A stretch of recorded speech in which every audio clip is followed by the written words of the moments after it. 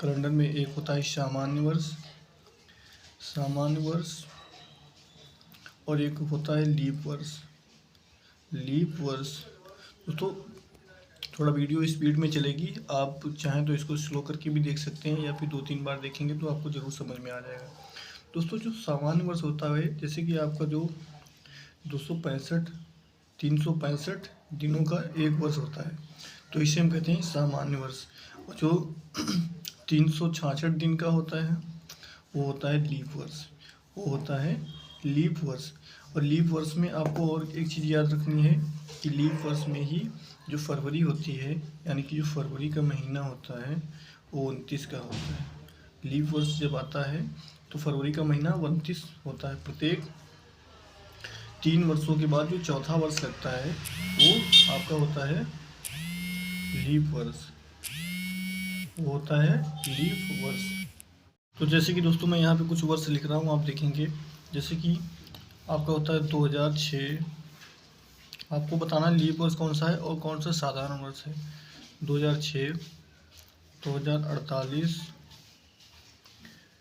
1930, 1918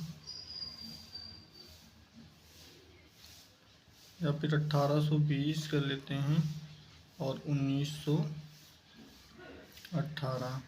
आपको बताना है इनमें कौन सा लीप वर्ष है, कौन सा साधारण वर्ष। तो आपको याद रखना है कि जिस वर्ष का अंतिम 2 वर्ष 4 से पूर्णतः विभाजित हो जाएं वो होगा आपका लीप वर्ष, और जो 4 से विभाजित ना हो वो होता है साधारण वर्ष। तो ये 4 से विभाजित नहीं होगा तो यह हो जाएगा साधारण वर्ष। ये 48 4 से पूर्णतः विभाजित हो जाएगा तो इसे कहेंगे हम लीप वर्ष, हो जाएगा लीप वर्ष। 30 भी 4 से विभाजित नहीं होगा तो ये साधारण वर्ष हो जाएगा। 20 4 से पूर्णतः विभाजित हो जाएगा तो ये लीप वर्ष हो जाएगा। और 18 4 से विभाजित नहीं होगा तो ये भी साधारण वर्ष हो जाएगा। तो दोस्तों हमने आपको बताया कि साधारण वर्ष में जो होता है फरवरी 28 दिनों की होती है और लीप वर्ष में फरवरी होती है 29 दिन की। ऐसे याद रखना है, साधारण में 28 दिन की फरवरी होगी, लीप वर्ष में 29 दिनों की फरवरी होगी। साधारण में 28 दिन की फरवरी होगी। उसके बाद में इसमें शताब्दी वर्ष भी होते हैं। तो दोस्तों शताब्दी वर्ष जैसे कि आपसे पूछा जाए 1600, 2000, 1600, 2000, 1700, 1900, तो इसमें कौन सी शताब्दी लीप वर्ष की है और या शताब्दी की। तो दोस्तों शताब्दी में आपको 400 से लास्ट के 3 अंकों को 400 से भाग देना पड़ता है। लास्ट के 3 अंकों को 400 से भाग देना पड़ता है। तो आप अगर 1600 को 4 से भाग देंगे तो पूर्णतः 4 बार कट जाएगा तो ये क्या हो जाएगा, लीप वर्ष, लीप साधारण वर्ष हो जाएगा। ठीक है दोस्तों। 2000 को भी 400 से जब भाग देंगे हम तो ये भी पूरा कट जाएगा। 1700 को 400 से भाग देंगे तो ये नहीं कटेगा तो ये साधारण हो जाएगा। उसके बाद 1900 को 4 से भाग करेंगे तो ये भी नहीं कटेगा, ये भी साधारण हो जाएगा। तो इस प्रकार से हमने सीखा कि साधारण वर्ष और लीप वर्ष कौन से होते हैं। उसके बाद में आपसे पूछा जाएगा कि 100 वर्षों में कितने लीप वर्ष होंगे।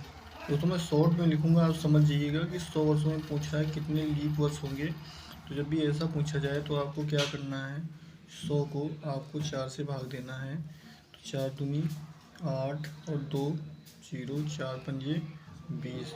यहाँ पे हमारा निकल के आया 25। और दोस्तों 100 वर्षों में पूछा तो 100 क्या है, एक शताब्दी वर्ष भी है।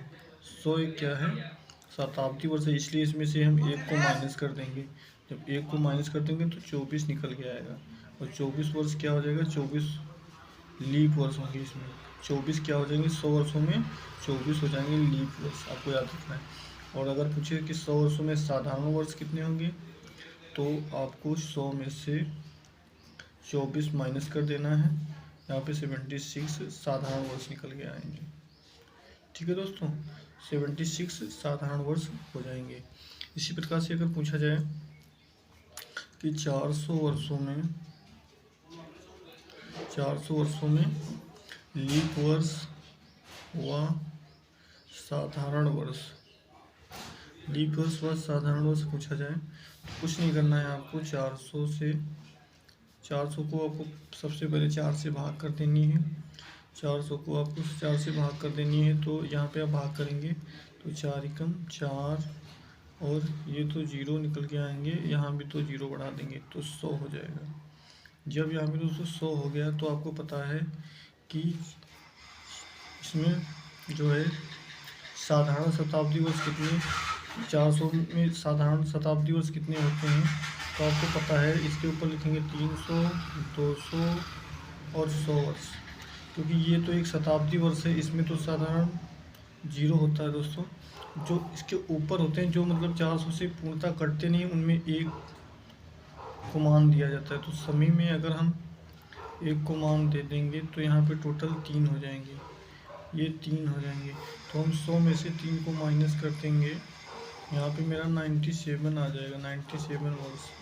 तो यहाँ पे निकल के आ गया कि 400 वर्षों में जो लीप वर्ष आएंगे, लीप वर्ष वो होंगे 97।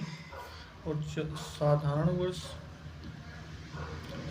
वर्ष की बात करें तो 400 में साधारण होंगे 400 माइनस 97, तो 400 में से 97 तो 303, ये होंगे साधारण वर्ष। ठीक है दोस्तों, ये होंगे साधारण वर्ष। इस प्रकार से आप इनको निकाल